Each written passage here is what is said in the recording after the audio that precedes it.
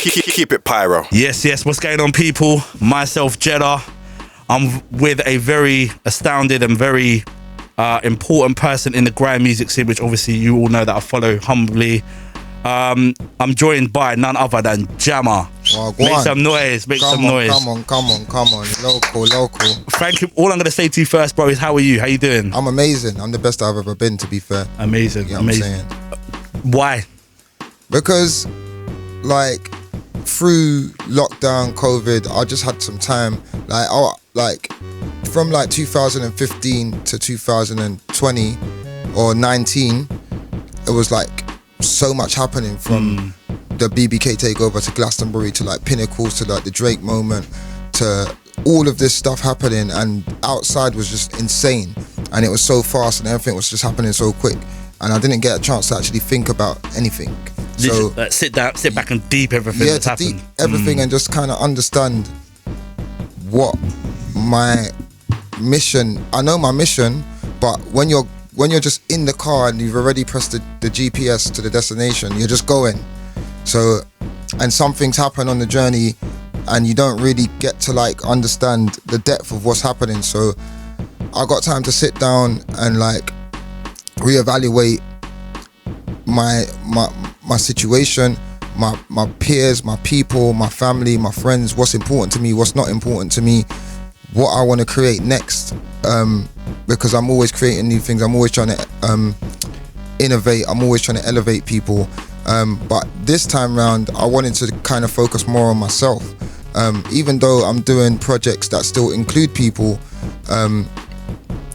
it's about elevating and showing people what I'm about. Do you know what I mean? 100. So yeah, that's why I just feel comfortable in myself, because it's leave the house, complete the mission, back to the house. You get what I'm saying? Like I was saying to you before we came on air, you know, I never used to really come outside. I was in the basement 24/7, 48/4, no sunlight, producing for the likes of the whole underground scene that's now the overground scene. And at that time, they was nobody was blown or big or established. You know what I'm saying? So with that being said, I kind of was locked in and zoned into what I was doing. And it was only when the boys was coming back to the studio like, yo, Jam, you need to come outside. Like, you need to actually witness what your music's doing. You need to witness what the production's doing. Not even just the music production, other stuff as well that you've done as well. Yeah. A lot of stuff like with Lord of the Mics, like, and also Lord of the Decks, people was coming back to me like saying, yo, like, I went outside and everybody's running up to me and like coming up to me, and like, because nobody back in the day, you just knew what a voice sounded like. You didn't know what DWD looked like. You just knew that ooh, but you didn't have a face to put to it. So I was kind of that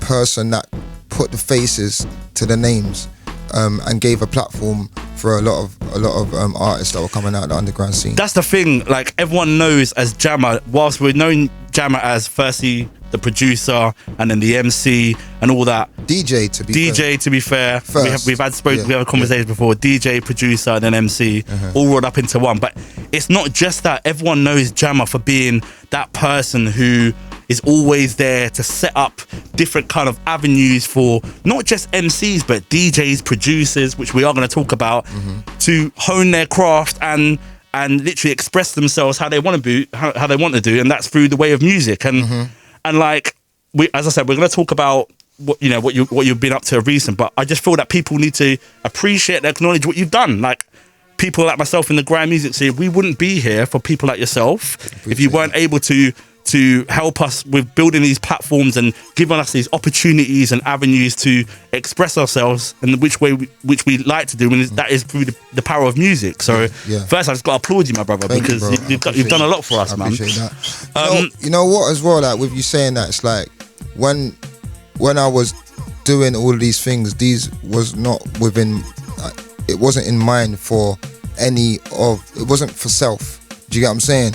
It was literally because I felt like everyone was, no matter where you're from, what your color is, there was oppression. Do you get what I'm saying? Where I come from, it doesn't matter if you're black, white, Asian, Jamaican, African, we're all going through the same thing, and we all felt like we had a lot to get off our chest. So that was my main thing. It's like I saw a lot of people frustrated, saw a lot of frustrated young men getting into situations, getting into violence, to drugs, to crime and things like this, and they didn't want to necessarily do that. They wanted better for themselves, but they just didn't have a way out. So my thing was like, yo, how can I create something to make everybody kind of to distract everybody from the street? You know, that was my main goal.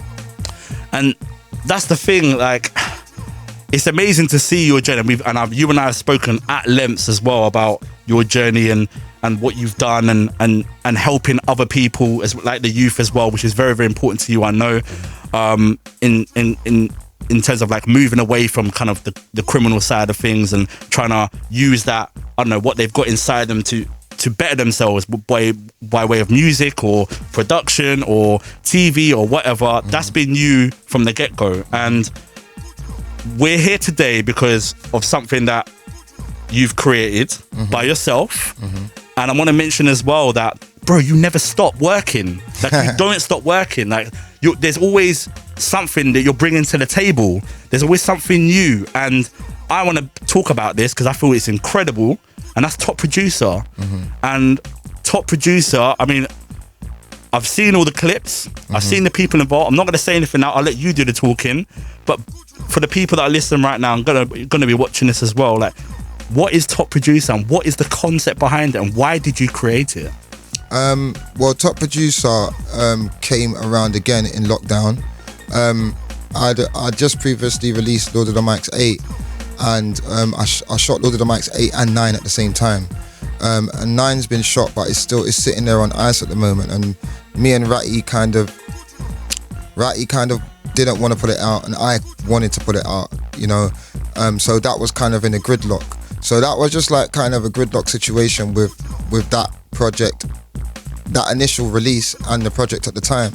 So with me, when I get into a situation where I want to have an outlet, I get very frustrated if I can't go forward with something. So when that happens to me, most of the time I create something new. Same with like when I left Nasty Crew and that situation happened, I created Knuckle Camp. Then we went on to do Slew Them, and you know, it goes on. So when that was happening with Lord of the Mics, I thought, it wasn't even a thought process like that, because it was just happening. And my cousin who Rich Power Neron, big up Rich Power, big up Neron, who had been the production team and directed Lord of the Mics 8 and 9 with me, knew what was happening at the time and knew my frustration. So we was just like sitting down in the park, and he was like, yo, I know what you need to do next. And I was like, what? He was like, you need to do Top Producer. But obviously Top Producer comes from the heritage of my lyric, Destruction, the first song before Power. Obviously it was the first all-star track to come out of the grime scene. So he was just like, yo, you need to do Top Producer. So I just looked at him, and as soon as he said it, I knew exactly what he meant. But I was like, what is that? Like, he was like, we need to do the producer one of Lord of the Mics, but the producer one. You get me? Right. Because you've done the DJ, you've done the MC, you've done all that. Now I've done Lord of the Decks, and I've done Lord of the Beats. Exactly. So I've put producers against each other. I've made DJs like Big Mikey and Logan clash dub plate for dub plate. That's like a Lord of the Decks thing. I've done Lord of the Beats. I've done Lord of the Mics. I've done Lord of the Decks. Like, again, like I said, all of those have kind of been accomplished, and there's still legs in that. But I felt like I never done enough for the producer, in the spirit of the creative side and how influential and how important producers are to the whole scene. Without the producer, there is nothing. There is nothing happening without the producer. The producer is the bed, the foundation of everything that's going on today. So I felt like it was really important for us to give the producers their flowers, and to kind of, because Top Producer, we're looking for emerging producers, but also the platform is going to be used to give well-known producers their flowers and to just bring producers into a light as a whole. So we started talking about that, and then we started to hash out the format and what it would look like, and then bam, it just started to happen, you know? You stepped out in the mold, because people assume when you see Jammer, top producer, you think grime, but no, you've stepped out of the mold. Yeah, well, the thing is, right, let me explain to you about that now, the mold, right? So when we was coming in the game, like I said, the garage guys, the jungle guys, the UK rap guys, not everybody, big up Kalashnikov because he loved my thing, but there was a lot of people that didn't want to let man into their thing. Yeah. It was very protective over That's it. our thing, like you stay in your own lane. And they didn't want to let man shine. So where grime was created was out of a lot of frustration, and you had to be patriotic to that thing to actually get it to the place that it needed to be to have that voice. But then once we had done that, it was almost like we had been pigeonholed into grime. Now I'm music, I love grime, but I'm not a grime artist. I'm a musician. I created so much different music over the years before grime was even established. So with the grime thing, because that's what was popping, that's where everyone was coming to me trying to get signed beats, get like Mike Skinner, all these people trying to give man time because of grime, right? So at that time I couldn't say I'm gonna do rap or I'm gonna do R&B. People would be like, you're crazy. But at the same time, behind the scenes I was producing songs for like Lady Dynamite, Kalashnikov, things like this. But because I weren't putting my tag on everything, people don't know it's me. But at a point in my career, people will know. Well, we mentioned a perfect example, Conk by Stutter. Big Boy Rhythm and Grime. Only of recent, I'm not saying of recent, but some people only started to realise that you produced that banger. So that's a prime example. You get what I'm saying? And the thing is, like, so when that started happening, over my career, I started to feel boxed in, right? And as you can say, I'll take Skepta for an example. He was a great grime artist, right? He started out a rapper. He came in the game rapping. So did me and him had a rap battle initially. I swear. On Hood Heroes, right? But then he got all these skills from grime and then progressed into being able to make anything. He could make It Ain't Safe. He could make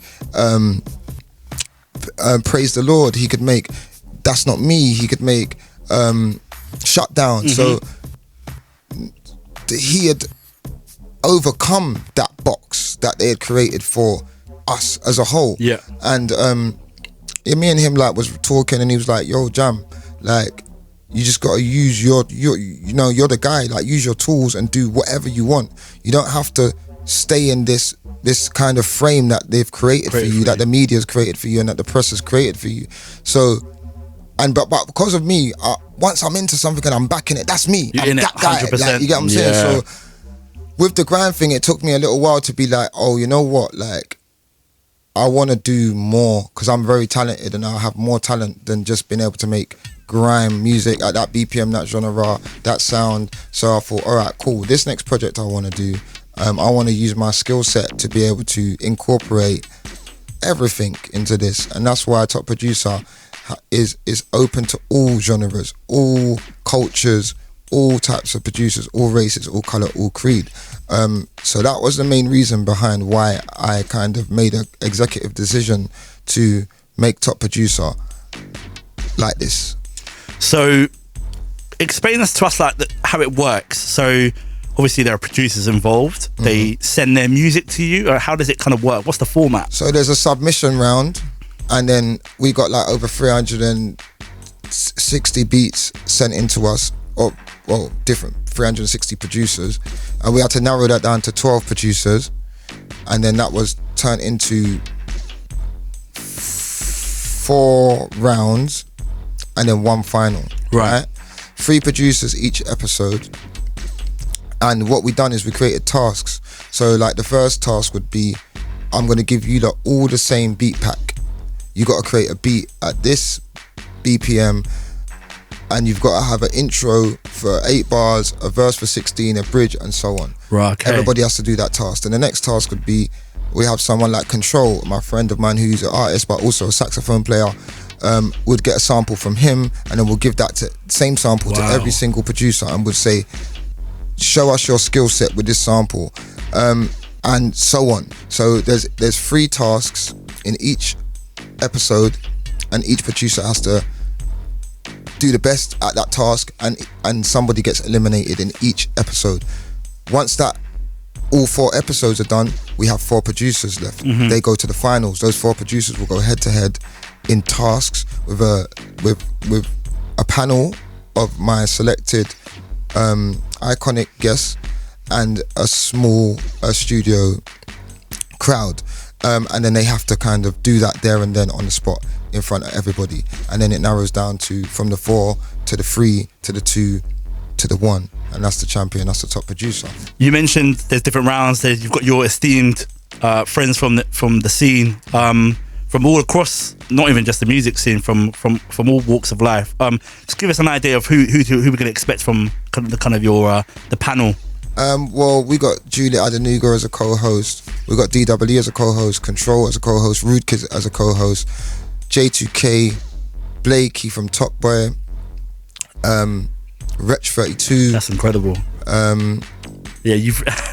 I think there's one person I'm missing. Sorry if I'm missing one person, but yeah, that's all. No, and that's great to see, because as I said, you've got people who are not just poet as well. Big up Poet Corner every time. Yeah, and that's incredible to see, because you've got judges or panels that are from different walks of life, from the culture, and it's great to see that, because they can all give their own valued opinion from their own experience, from whether it be grime or whatever, their own personal influences that they've had from a musical perspective. And you've all brought that into one melting pot, which is incredible. What the producers, what is it that they get from this? Like, what is it that they're benefiting from the top producer? So we created a special prize for the winner, created by MSN Engineer. I know if you're familiar with 100. And he put together a whole equipment set, so the winner can get away and start, go home. That's incredible. Start to build their own studio if they want to get space or whatever they want to do. And then they get mentorship from me and some of my colleagues. And they also just get brought into the fraternity, and they get to be put in front of established artists, and they get also to get, constructive criticism, and to be like invited to places, and to be just basically be inside the fraternity. Do you know what I loved as well? I saw the Julia Adenuga clip, and I loved it because there was this producer, I can't remember what his name was, began with F, but she was listening to a drill rhythm that this producer made, and I just saw her reaction, and she was just in her zone, man. She was just like, this is mad, like this is crazy. And I saw Rude Kid's reaction. It's great to see, because there's so many producers out there, and never in their wildest dreams would they have people like yourself, Rude Kid, J2K, listen to their own rhythms that they've been making in their bedroom or whatever for years and years, and they've got this perfect opportunity to show what they can do, and get also the constructive criticism to better themselves as well. And if they win, they get mentorship and be amongst legends. But also, if they don't win, there's still some people in that's still looped in. There's met people on set, they've made connections. Like, you're in the room. It's up to you what you do from there. We're bringing you inside what's actually happening. Do you know what I mean? So it's not all about just winning. People, sometimes you can win the battle, but you win the war, but you didn't win the battle. You know what I'm saying? So for me, it's just about kind of, me, I champion people. That's what I do. Do you know what I mean? Like, I want to see people win. That's my thing. Because I understand when I was coming in the game, it was like everybody didn't want to see man win. Everybody was trying to shut the door on man, or people smile with you, shake your hand, bust joke, tell you good stuff, and then when you turn your back, they ain't really trying to help. You know what I'm saying? So I understand what that feels like, and I understand when you're really trying to work and better yourself in life and try to get to the next level, how hard that can be when you don't have the avenues. So for me, it's a no-brainer. Like, if I've got that power, why not use it? It's free. I mean, we mentioned this at the beginning. Well, it's not free. Of course. But the concept. Yeah. So we mentioned this at the beginning of the interview before we started, is that I asked you, like, it's so appreciative that you're creating these platforms for all of us, but you didn't get that. You didn't get that when you were starting up as a producer, DJ, MC. Like, what is inside you that makes you want to do this? Like, do you feel like? Because I know the pain. I know the pain. I know when you're good, and I know when you're you know how good you are, but it just seems like you're not because nothing's happening. Do you get what I'm saying? And then I see a lot of great people give up because of that. Yep. I've seen a lot of great musicians just pack it in, sell their laptops and their equipment. They're not getting the recognition. They're not getting what they feel that they deserve. They get disheartened, you know what I mean? And I've seen a lot of careers go downhill because of that. So if I can do anything to help install faith in people, that's what I feel like I'm here for. 100%. Going back to Top Producer, it's on Trend Central. Yeah. Massive platform. Definitely. Yeah, very sick. It's out tomorrow, if I'm not mistaken, on the 13th of tomorrow. So tell a friend to tell a friend to tell a friend to tell a brethren to tell your mum to tell your aunt to tell your cousin to tell your baby that ain't born yet. For the first episode airing tomorrow. Yep. What should we expect? Expect greatness. You know what I'm saying? And people are throwing that word around loosely. I know, because it's become kind of a buzzword. But it's got some great talent on there. Amazing talent, amazing humans away from music. Great people I've been blessed to be able to spend time with and to see their talent, and they inspire me too, you know? It's not always about, because like I'm known and I've done great things and I've hit massive stages and I've worked with some of the biggest artists in the world, not just England. But sometimes I meet a kid and I'm looking at him and I'm like, you don't even know how you just messed me up. I'm going to the studio to do that mad thing because you just made me remember that I got to do the mad thing every day. So it's like a game of tennis, man. Don't think just because, you see man in this position that I don't get inspired from you. Like you're inspiring to me because you're doing the work, you know what I'm saying? You love the music, you wanna spread that, you know what I'm saying? So that's inspiring for me to know that there's people like yourself out there still trying to push that music. So that's gonna wanna make me do it more. Do you know what I'm saying? So it's not just a positive about, cycle, man. 100. Top Producer is out every week. Is it once a week, or is how frequent? What's the release? Everybody's gonna have to go to follow Top Producer Instagram. That's top.producer, top.producer, to get the schedule. Nice. I'm not going to tell it off my head, but the main reason I'm saying that is because you need to run up the followers. Of course. Little strategic ones there. Come on. 100, it's got to be done. It's got to be done. What we haven't mentioned is that where is it taking place? Where was it shot? Yep. Okay, so the first 4 episodes were shot in the basement, the dungeon where the infamous Lord of the Mics was shot, and a lot of the greatest underground, overground, grime, and just even out of grime songs were created. And because of the synergy of that place, I thought that it was only right that we test the beats in there because of the synergy of that room. Exactly. And the history behind it. Exactly. And the importance that it has to the culture. Yep. Is so important. And obviously, I don't know if you know, but there's a heritage plaque, blue heritage plaque on the house now. So with that heritage plaque, I feel like it shows what that building means. I just wanted to give those people that opportunity to be a part of that also. Do you know what I mean? I could have used any studio. I could have used YouTube's headquarters. I could have used some fancy basement in wherever. Do you get what I'm saying? So do you know what? All fans of grime, when they see the dungeon, they know the dungeon. They want to be in the dungeon. They want to live in the dungeon if they could.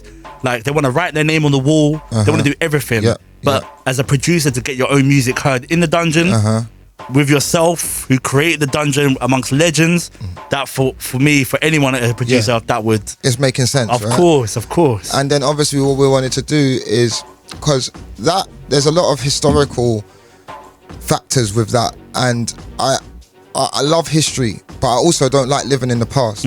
So I wanted to create that space, but then I also wanted to bring it into a different kind of space to show the today's relevance of it. And big up Soho House, who helped us facilitate. We shot in Soho House, which it enabled us to get much more of a polished look for the final, right?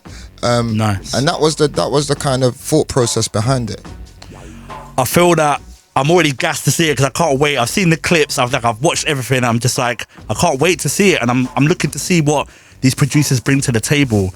It's also great that there's going to be several rounds, and it's going to be intense. I thought it's going to be really intense, man, and it's great to hear that you'll be able to hear what your panel of your esteemed friends will be thinking about what they're actually listening. I said you've seen Julia Danuka's reaction to some of the beats as well, and she's like, even excited. She's messaging me today. Like, everyone's excited. To be fair, I'll be real with you. This is more exciting to me and my peers, it seems, than when we even created Lord of the Mics. Wow, that's a big statement. That's a very big statement, bro. Because I see how much great potential this has. At that time when we was creating, I knew where we was going, but now when I've seen it and it's actually a reality, I know what my capabilities are, and I know actually I have much bigger links now. I have much bigger access to bigger people, the world. So I don't just see top producer being a thing about the UK. I see it worldwide. I see the Americans. You see the bigger picture. Yeah, I'm seeing like, I could say more, but I know there's a lot of idea thieves out there, and man, I've been praying my thing, because this is something that's happened. I've been in rooms with people and I've spoke, and then the next thing you know, a man's phoning me, asking me, do I want to be a part of this, something that I created, that you just heard me talking about, and you've just gone and got the sponsorship to do it. So for me, like, at the moment, I'm trying to keep a lot to my chest, 100, execute what I'm doing, and just be bigger and better, and make everything bigger and better. You know, that's what it's about. It's what it's all about. It's what you've been about for all these years. So, Top Producer out tomorrow, 13th of January. Looking forward to it. What time is that? Is that on the schedule as well, or what time it's going to be out? Or well, you know what? I'm going live tonight on my Instagram to let 9 o'clock, right? 9 o'clock, to let all producers. If you're a producer and you're out there, you got to keep out for these live streams, because I'm going to do them, because I'm trying to give people opportunities. You can see the following of my producer and what type of people follow me. So this is another form of an outlet, you know, and I'm giving opportunity for people also. So for that, it's like, come to my Instagram. You're going to see the schedule. It's all going to be up there. Do you know what I'm saying? But just stay tuned. Be intrigued and be in tune. You heard it here first, people. Jammer's new project, which is Top Producer, out tomorrow, 13th of January. So keep on to that. It's going to be a very, very big one. Very excited for it. Keep it locked. Blessings. Thank you. Trust. Thank you very much. Come on. Keep it pyro.